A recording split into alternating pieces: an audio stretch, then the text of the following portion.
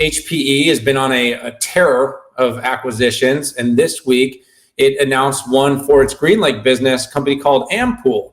If you haven't heard of Ampool, that's okay.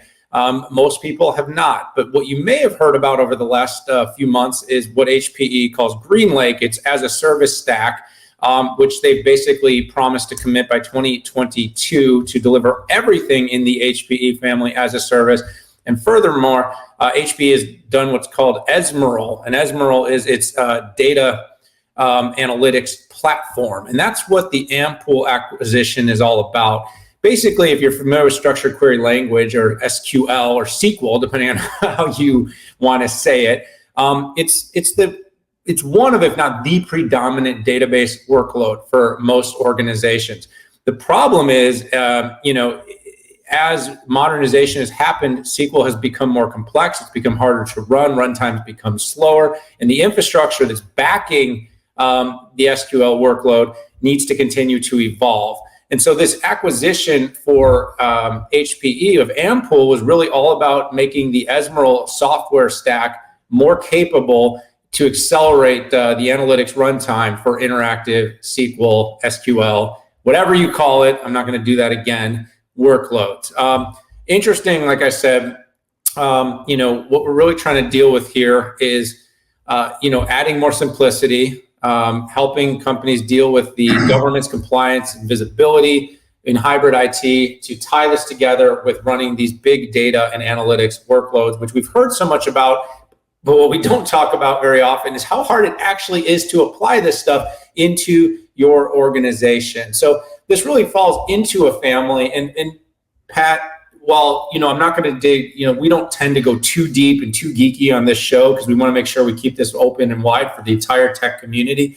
But what I really see here is this is HPE one by one making very strategic acquisitions. This company, I think, has like 40 engineers, not a huge company, but has built something very specific that falls right into this stack to address an important part of the big data, software, hardware integration challenge to offer consumption services in the GreenLake family. 40 engineers. So it's not a massive acquisition, but the company's making lots of these little acquisitions, filling in gaps, solidifying its service, and then offering this in a very easy to apply consumption type of offering that companies can deploy at scale through the HPE family. And I think that's why HPE is doing well. They're not jumping over their skis. They're not over-investing. They're buying the parts, and they're really executing to their promise, which is everything as a service. And so far, so good. I think the Ampool acquisition is one of many small pieces to a very large puzzle. It's not been fully figured out yet, but Pat, I think you actually mentioned this on our last pod.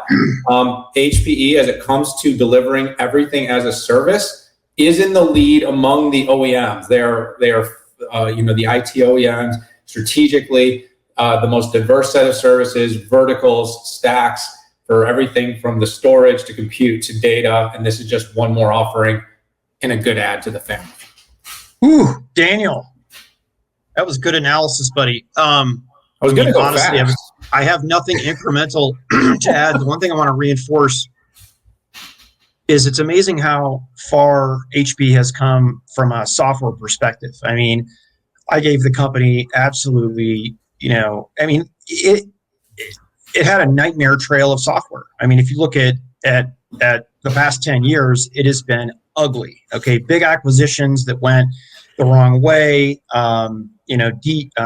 selling off assets, one of the biggest tech lawsuits, right, that's out there. I mean, but they've done a really good job. And Daniel, this is exactly what you said. This is a tuck-in. They're building out the platform using open industry standards, open source software. And I got to tell you, this has Kumar Srikanti's hands all over it. And of course, you'd say, well, of course, he's head of software at HPE. But talking to him, and we had him on the 6.5 Summit a couple weeks back, and he had alluded to some of the tuck-ins. I asked him about how they stay competitive in the future. And this, to me, is exactly what it is through, I'll call it tactical tuck-ins, right? And I don't think that's a bad thing to say, but with this one adding much more capability to SQL workloads. And we'll hit more on this when we talk about an acquisition IBM just made. But Cisco, they've been doing this very strategy with their WebEx platform, just little tuck-ins. I like that word, by the way, Pat. That's a good one. It isn't always about Salesforce buying Slack. It isn't always about making 20 and 30 and $40 billion acquisitions. Sometimes it's making an acquisition of a 50-person company that just does something that's going to really expand or diversify or just make your products better. And I think that's what HP has been really focused on.